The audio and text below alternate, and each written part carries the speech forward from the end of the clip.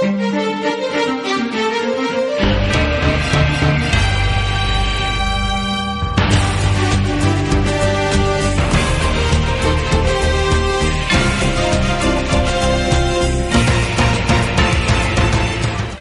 friends, I am Rupesh Sharma. Welcome again in your program V Physics and exclusive video lectures by Vipin Sharma.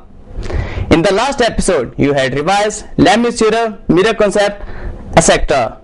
In this episode, you will learn Coulomb's law, lift problem, etc. Friends, do you remember? In the last episode, I told you that very soon we are going to start a quiz program. In each episode, we will ask you one question and you have to send the right answer to us.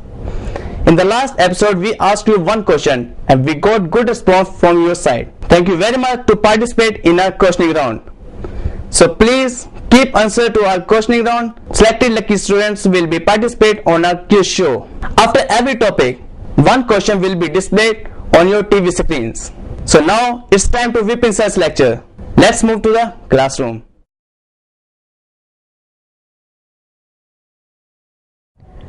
In the second episode, students, I'm going to make you to learn Coulomb's law.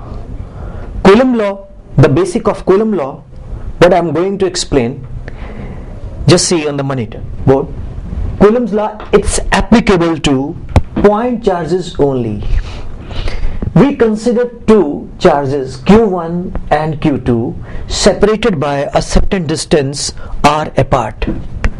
See, these two charges which are placed at position A and position B, these are called point charges.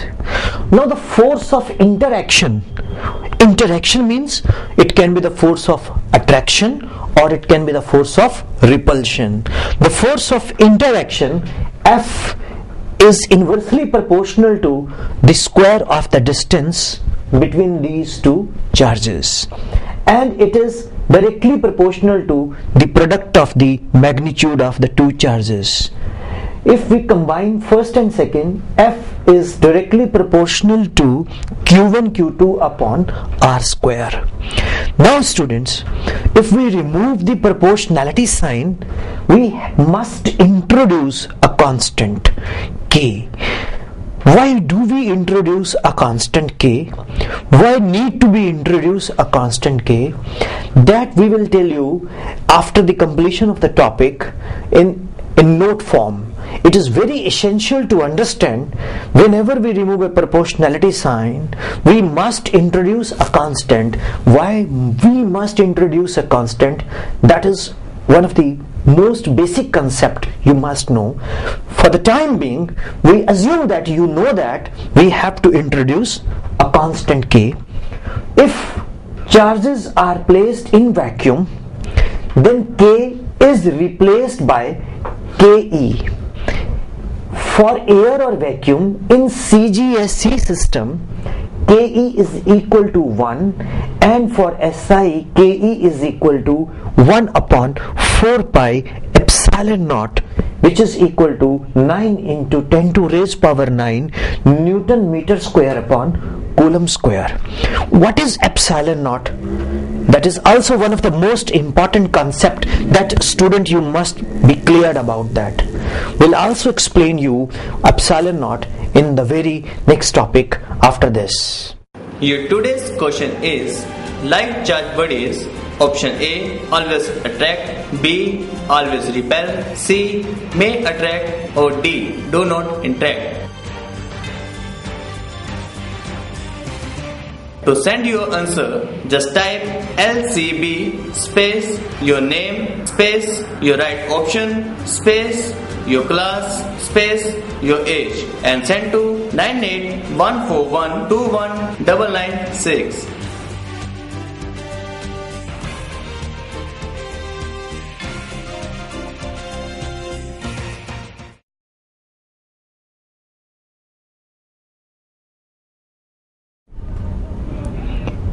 Like charged bodies always repel. Do you think it is right? It's a question. No, it's not right. Like charged body may attract also. For example, consider two bodies, body 1 and body 2. Body 1 is positively charged and body 2 is also positively charged. You know, students, due to induction, the negative charge in the body 2 will appear near the surface which is near to the large positively charged body, and the density of the positive charge of the body 1 will be accumulated near this face. As a result of this, there will be a force of attraction, and hence these two like charged bodies will be attracted. Hence, it is not right to say like charged body always repel. Like charged body may attract also. However, point charged bodies, if they are like, they will always repel, because Coulomb law is applicable only to point charges. If we want to apply the Coulomb law to macroscopic bodies, the bodies must behave like a point charge. In order to explain the Coulomb's law applicable to macroscopic bodies, we must consider the situation of a point charge. Your today's question is, like charged bodies, option A always attract, B always repel, C may attract, or D do not interact. To send your answer, just type LCB space your name space your right option space your class space your age and send to 9814121996.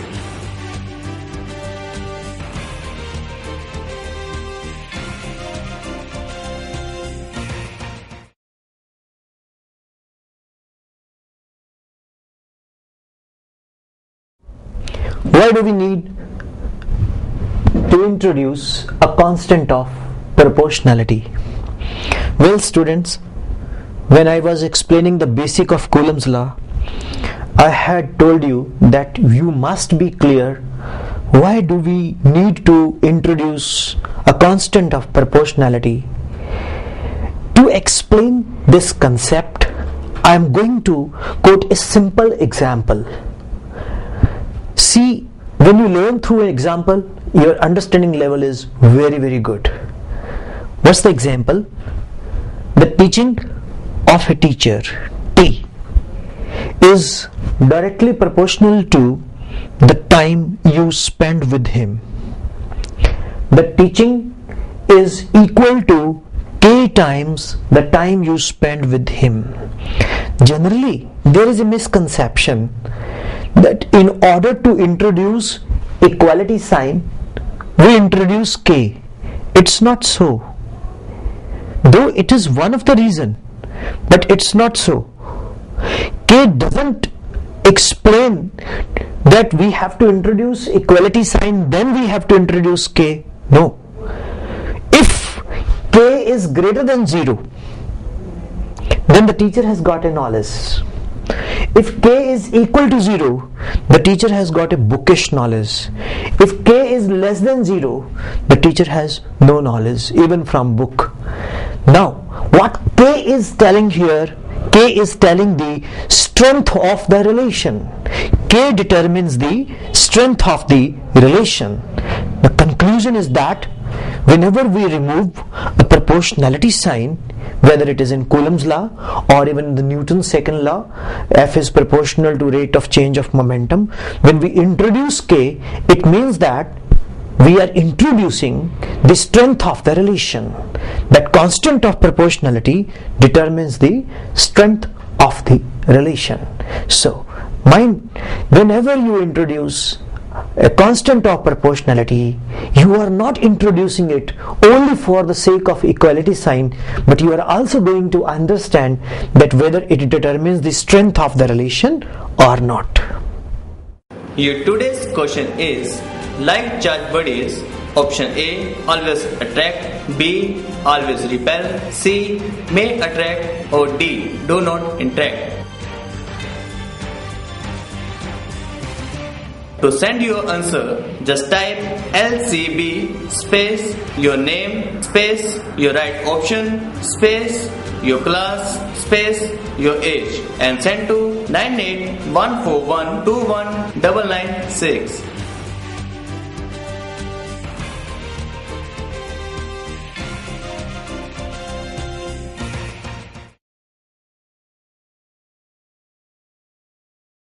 Atwood machine. Atwood machine is one of the most amazing concept of physics which can be applied in number of numerical problems, conceptual problems. Though it is a very simple concept, but it is required to be understood very clearly. Atwood machine is nothing but it's a simple pulley. Well, students, the pulley which you study is massless, frictionless, and we call it a point pulley. We will not consider even its radius. So this is a simple pulley, and there are two masses, m1 and m2. m2 mass is greater than m1. This is we have considered for the sake of question. Now since m2 is greater than m1, therefore the pulley will move like this. Why the pulley will move like this? Because the weight of m2 is more than the weight of m1. As a result, there will be imbalance of the force and the pulley will rotate like this. The tension will travel through the strings. As current flows through wire, water flows through pipe, tension flows through string. Fine. Now M2G is the weight, and tension is always acting towards the pulley. Remember, tension will always act towards the pulley. M2G minus T, what it will produce? An acceleration A, linear acceleration A. Mark it 1. This is an equation 1. Now if we consider M1, then M1G is being opposed by the tension. Since M1 is going up, therefore T minus M1G equal to M1A.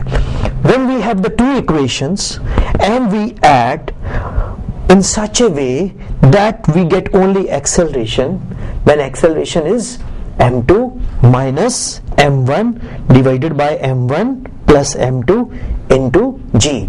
If you place the value of acceleration either in equation 1 or in equation 2, then we find T equal to 2 m1 m2 g upon m1 plus m2.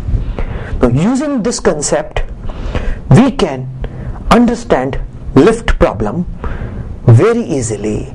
So now we are switching over to lift problem. Your today's question is like charge bodies.